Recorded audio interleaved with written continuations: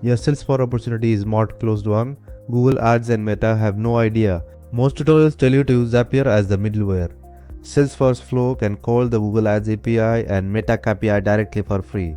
In this video, I will show you the complete native setup. Hi, I'm Zubayer, Marketing Attribution, Conversion Tracking and Server-Side Tracking Specialist. Today, Salesforce Flow HTTP callouts to Google Ads Offline Conversion API and Meta KPI. No Zapier, no third-party tools, no monthly middleware cost. Most Salesforce CRM setups have zero ad platform integration. Opportunity is closed, revenue is recorded, and Google Ads and Meta never received the signal.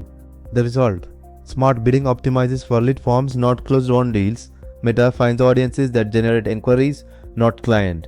Before offline conversions can work, attribution data must reach Salesforce at lead creation.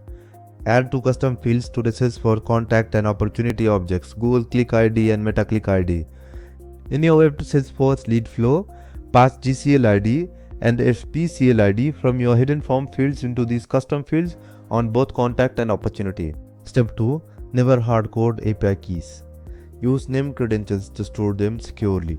Create a named credential for Google Ads API with your OAuth 2.0 credentials. URL is googleads.googleapis.com. For Meta, use graph.facebook.com. Store your access token in a custom data type record for easy updates. Step 3. Create a record triggered flow on the opportunity object. Trigger it when an update meets the classed one condition. Use a decision element to ensure the Google Click ID isn't empty. Add an HTTP callout action using your Google name credential. Set the method to post and add your JSON payload. Pass the GCL ID, amount, and currency. Crucially, use opportunity.closeDate as the timestamp for accurate attribution. Step 4. Build a similar HTTP callout for Meta. Use the dog purchase event name. Include the FPCL as FPC and the hashed email. Fetch your access token dynamically from the custom metadata you created earlier. Step 5. Add a fault connector to log errors to a custom record.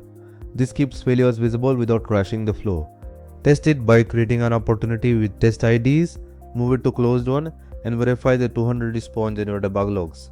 Verify the data appears in Google Ads and Meta Events Manager. You are now tracking real revenue. Everything runs inside Salesforce, no Zapier costs, secure credentials, and complete visibility into your tracking pipeline. If you want this native setup for your business, message me or book a free audit. Subscribe for weekly tracking tutorials. Don't scale ads with broken tracking. Fix the infrastructure first. Track revenue, not just clicks.